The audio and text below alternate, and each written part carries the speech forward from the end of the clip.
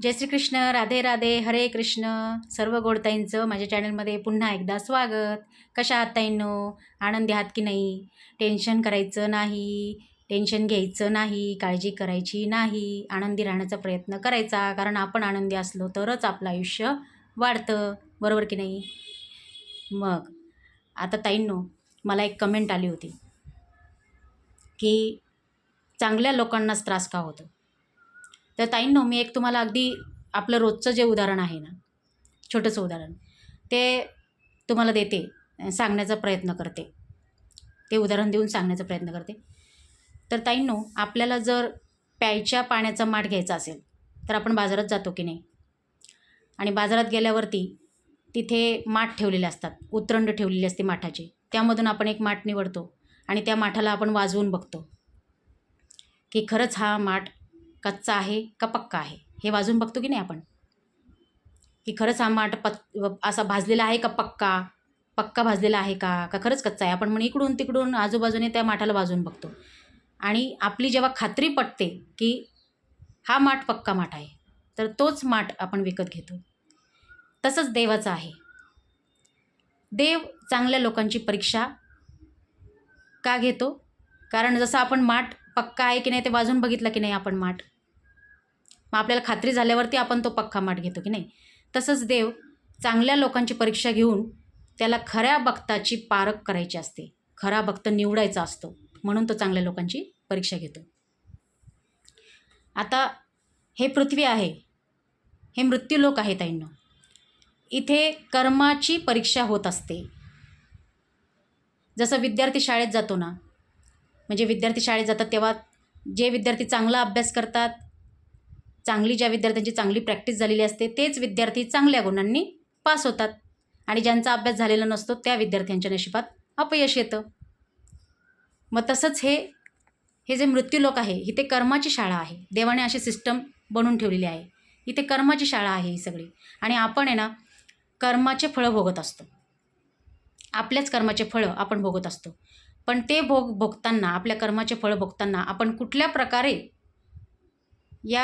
आपल्याला या कर्माचा अभ्यास झाला असेल तर आपण हे कर्म कर्माचे जे भोग असतात ते चांगल्या रीतीने आपण भोगू शकतो. नाहीतर मग अपयश पदरी येतं.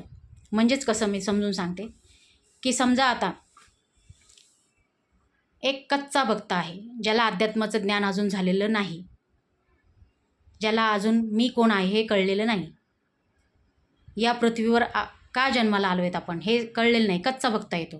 त्याला अजून त्याचा अभ्यास झालेला नाही भक्ती मार्गामध्ये, हे त्याला अजून कळलेलंच नाही आहे की हा माया प्रपंच, हा खोटा खेळ आहे वगैरे, हे काही त्याला समजलेलं नाही. तो कच्चा भक्त आहे. आणि एक पक्का भक्त आहे की ज्याला सगळं कळलेलं आहे की हे सगळं माया प्रपंचाचा हा खेळ आहे. आपण जन्ममरणाच्या फेऱ्यामध्ये अडकलेलो आहोत. आपण कर्माचे फळं भोगण्यासाठी पृथ्वीवर आपण जन्म घेतलेला आहे, हे ज्याला कळलेलं असतं, ज्याला अध्यात्माचं ज्ञान असतं, तो खरा भक्त आहे. मग आता हे देवाला निवडायचं असतं, त्यामुळे देव परीक्षा घेतो चांगल्या लोकांची. मग आता जो कच्चा भक्त आहे, म्हणजे ज्याचा अभ्यास झालेला नाही अजून भक्ती मार्गामध्ये, ज्याला माहीत झालेलं नाही आहे की आपण पृथ्वीवर का आलेलो आहे, आपण या प्रपंचामध्ये संसारात का अडकलेलो आहे, जन्ममरणाच्या फेऱ्यात का अडकलेलो आहे, आपल्या नशिबात काय अपयश येत आहे सारखं सारखं, का माझ्या नशिबात सुखदुःख येत आहे, का संकट येत आहे. मग जो कच्चा भक्त असतो, ज्याच्या भक्तिमार्गात अभ्यास झालेला नाही आहे अजून, ज्याला कळलेलं नाही आहे, तर असा भक्त छोटंसं जरी सुखदुःख त्याच्या कर्माप्रमाणे जे सुखदुःख त्याच्या आयुष्यात आलेलं आहे, तर असा भक्त निराश होतो, लवकर हताश होतो, परेशान होतो आणि नशिबाला दोष देत बसतो की का देवा माझ्याच नशिबात असे संकट दिले, का तू मला असे सुखदुःख, एवढे दुःख कष्ट भोगावे लागतात ते मला, का बरं माझ्याच नशिबात असं. त्याची भक्ती कच्ची असते, म्हणून तो असा लवकर हताश निराश होतो. पण जो खरा भक्त असतो तो काय करतो? खरा भक्त असतो तो सुखदुःखामध्ये समान राहतो. कारण त्याला माहीत झालेलं असतं की हेच कर्माचेच फळं आहे, आपण भोगतो ते, आपल्याच कर्माचे फळं आपण भोगत आहे. त्यामुळे तो सुख आलं तरी गर्व करत नाही आणि दुःख आलं तरी निराश होत नाही, शांत आणि समाधानी राहतो. संकट जरी आलं त्याच्यावरती, खऱ्या भक्तावरती, तो काय म्हणतो संकटाला? तुझ्यापेक्षा देव मोठा आहे, माझा देव तुझ्यापेक्षा मोठा आहे. म्हणून तो संकटाला सुद्धा शांततेने आणि समाधानाने तो संकटाला सामोरं जातो, कारण त्याचा देवावर विश्वास असतो. आणि जो कच्चा भक्त आहे, ज्याला अजून भक्तिमार्ग कळलेला नाही आहे, ज्याला भक्तिमार्गात अजून अभ्यास बाकी आहे, तो असा कच्चा भक्त लवकर निराश होतो, देवावरचा विश्वास त्याचा तुटतो, तो परेशान होतो, नशिबाला दोष देत बसतो, कर्म करायचं सोडून देतो. मग असा कच्चा भक्त देवाच्या परीक्षेत पास होत नाही, तो नापास होतो, अपयशी होतो, कारण त्याला अजून भक्तिमार्गाचा अभ्यास करणं त्याचं बाकी असतं.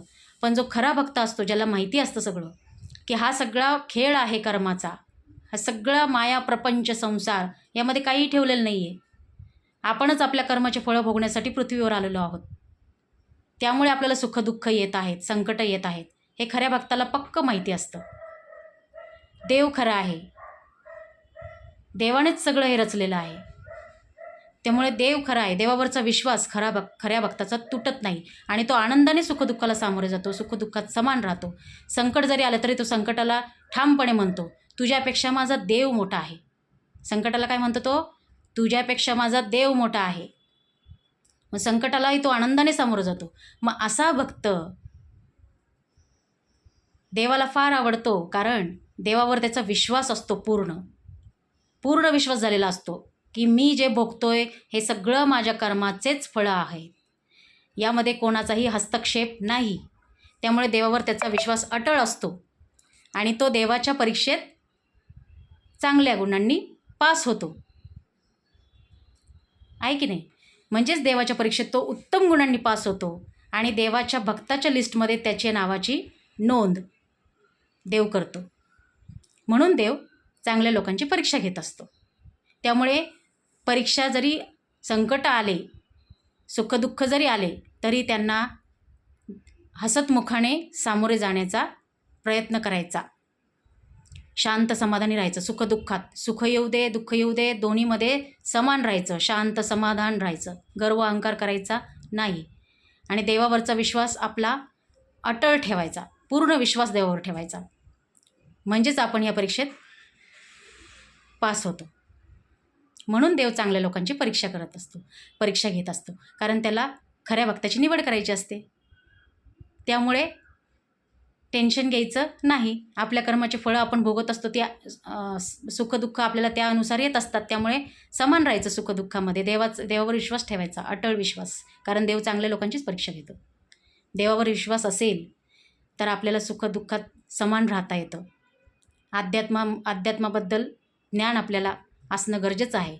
देवाचं नामस्मरण करणं गरजेचं आहे, देवावर विश्वास ठेवणं गरजेचं आहे. त्यामुळे मग आपण देवाच्या परीक्षेत उत्तम गुणांनी पास होऊ. ठीक आहे? म्हणून देव परीक्षा घेत असतो चांगल्या लोकांची. त्यामुळे देवावर विश्वास ठेवा आणि तुमचे कर्म आनंदाने करत राहा. देवावर पूर्ण विश्वास असू द्या आणि नामस्मरण चालू ठेवा, खंड पडू देऊ नका नामस्मरणात. मग आपण उत्तम गुणांनी देवाच्या परीक्षेत पास होणार हे निश्चित. ठीक आहे? व्हिडिओ आवडला असेल तर लाईक सबस्क्राईब करा, म्हणजे व्हिडिओ पुढे जातो, गरजू लोकांपर्यंत व्हिडिओ पोचतो. म्हणून लाईक सबस्क्राईब करा. आपल्याला सगळ्यांना आनंदी ठेवायचं आहे आणि सगळ्यांना चांगल्या गोष्टी सांगायच्या आहेत. ठीक आहे? राधे राधे, हरे कृष्ण, जय श्रीकृष्ण, राधे राधे. आनंदी राहा, हसत राहा, स्वतःची काळजी घेत राहा. धन्यवाद.